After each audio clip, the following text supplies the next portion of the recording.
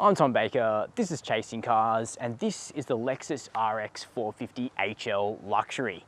A Lexus that lets you get into a hybrid 7-seater for under 100 grand.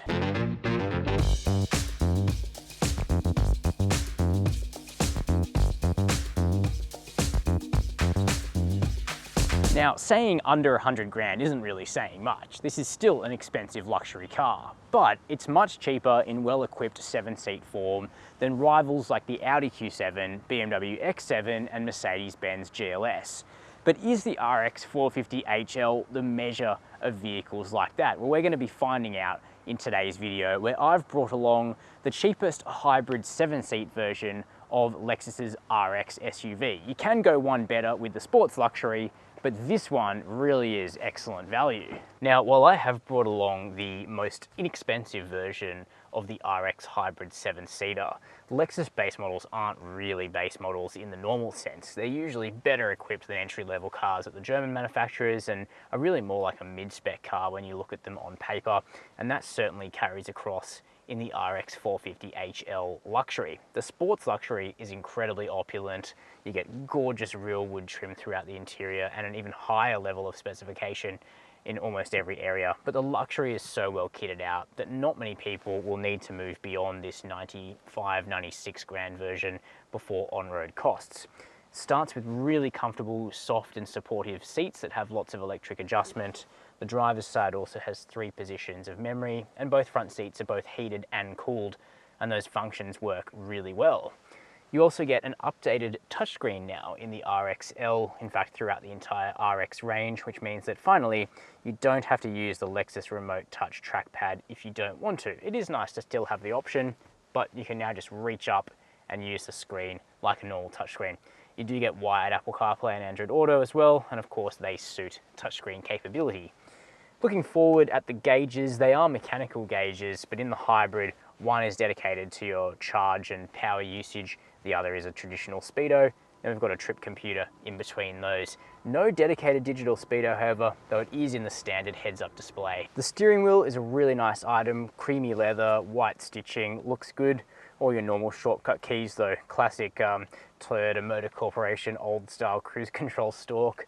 You do actually get paddle shifters, which is kind of fascinating in the hybrid, though it is a 3.5 litre V6 hybrid, so there is something a bit more interesting under the bonnet of this car, and we'll get to that when we take it out on the road for a drive.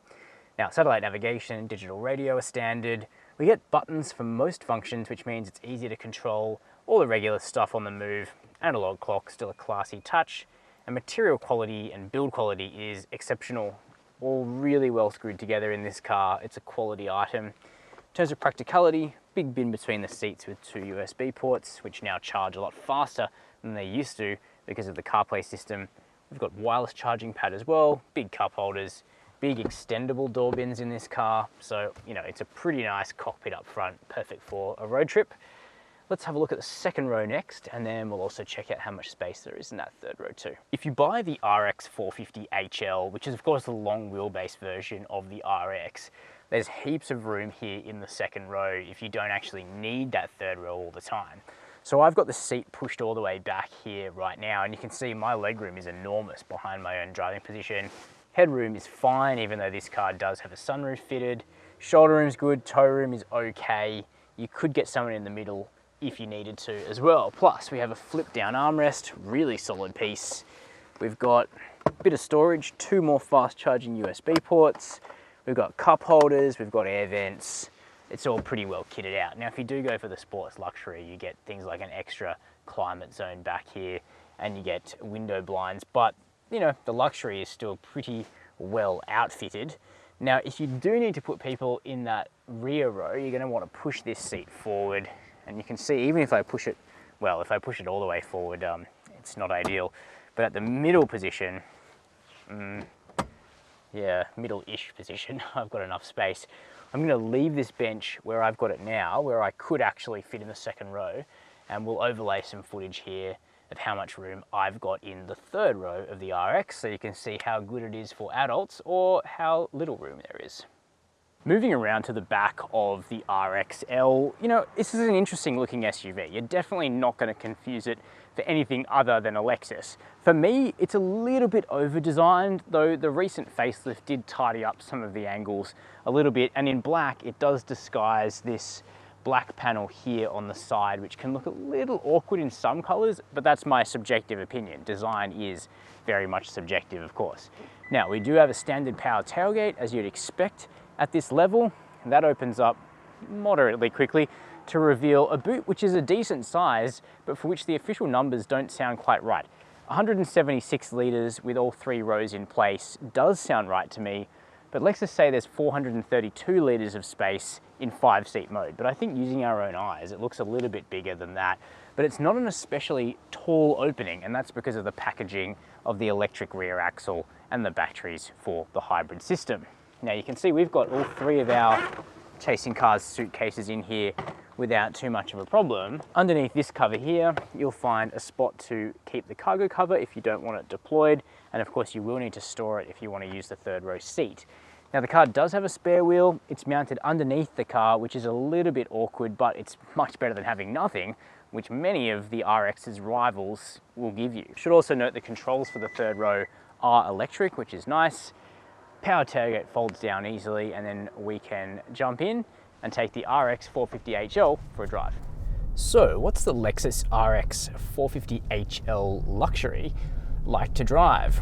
Well, the first thing that I take away from this car is that it's a really comfortable family bus from behind the wheel, particularly in luxury spec, given that we're running on smaller 18-inch wheels. If you step up to the sports luxury, it's still a comfy experience, but it does have bigger wheels, lower profile tires, and its bump absorption just suffers a little bit. But here in the luxury, it is one of those pleasantly isolating experiences where Sydney's roads will chuck heaps of imperfections at you, and the RX just takes the punishment. That being said, the flip side to the RX being such an isolating experience is that, as well as being comfortable and quiet and just super relaxing, is that it isn't quite as dynamic an experience as you'll get in some of this car's Teutonic rivals, particularly things like the Audi Q7, which is still very comfortable in base 45 TDI form, but can really turn it on handling-wise on a great road.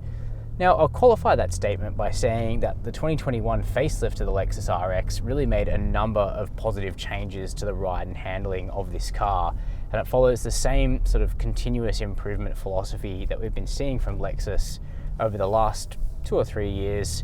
I mean, really for their entire existence, but that campaign has been stepped up significantly in the recent past, and that is that when the vehicle launches, the suspension settings are a certain way, the steering settings are a certain way, and over time, those combinations are refined just to get the absolute best out of the package before the all-new generation comes along. And for the RX, that's still 2 or 3 years away, so the facelift offered a good opportunity to really set and bed in the best possible settings for the suspension on this car.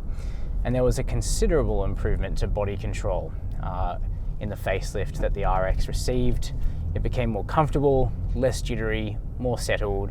There's definitely less dive in the suspension under brakes or under throttle.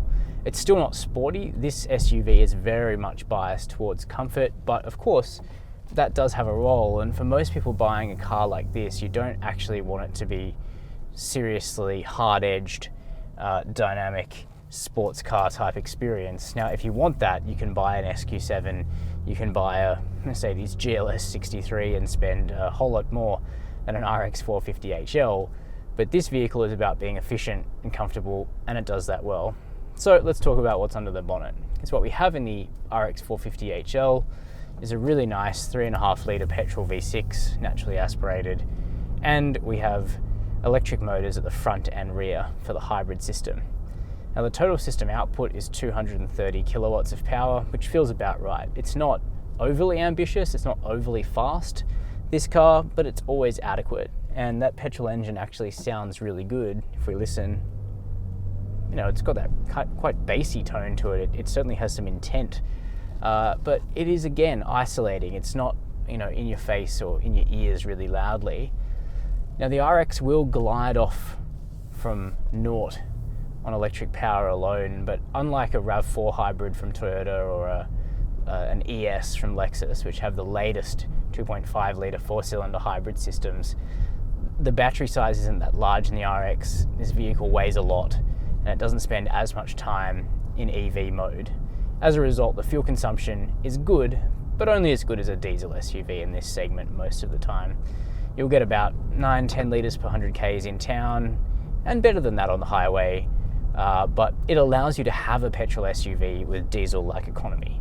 It doesn't deliver the kind of gobsmacking results that you'll get in a RAV4 hybrid that will do under 6 litres per 100 Ks without really trying, but this is a much larger, more flexible vehicle, and naturally if you load up all 7 seats, your economy won't be quite as good either.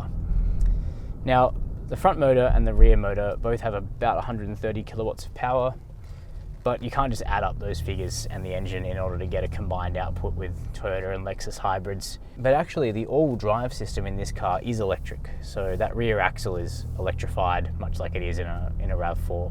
The driving position is actually really good in this car. You sit ensconced into it, you don't sit on top of it as much as you do in a Range Rover or a Genesis GV80. Everything in the cabin just feels top-notch, not a single rattle, not a creak. It's built really beautifully, this car. And of course it's more cost effective than many of its rivals too, so there is that, and you get a 4-year warranty, which is still better than what BMW or Audi will give you by default. In terms of safety systems, the RX has adaptive cruise control. It has lane keep assist, though the lane tracing is actually quite weak. We've got blind spot monitoring, we've got rear cross traffic alert, and we have a reversing camera, though you have to spend up to the Sports Luxury to get a 360-degree parking camera. So those are my detailed opinions on the 2021 Lexus RX 450HL Luxury. This thing's a good buy if you want a premium 7-seater, but you don't want a diesel, and yet you don't want to have sky-high fuel economy from a big petrol engine either. It kind of combines the best of both worlds. The interior is also very well made, the quality here is excellent, and even though it's probably not quite as good to drive as something like a Q7 45 TDI, it is basically 10 grand cheaper to buy in the first place, so there is that. Anyway, I'm keen to know your thoughts down below this video. Let me know in the comments box. If you haven't subscribed, please do so and hit that notification bell. And as always, thanks for watching Chasing Cars.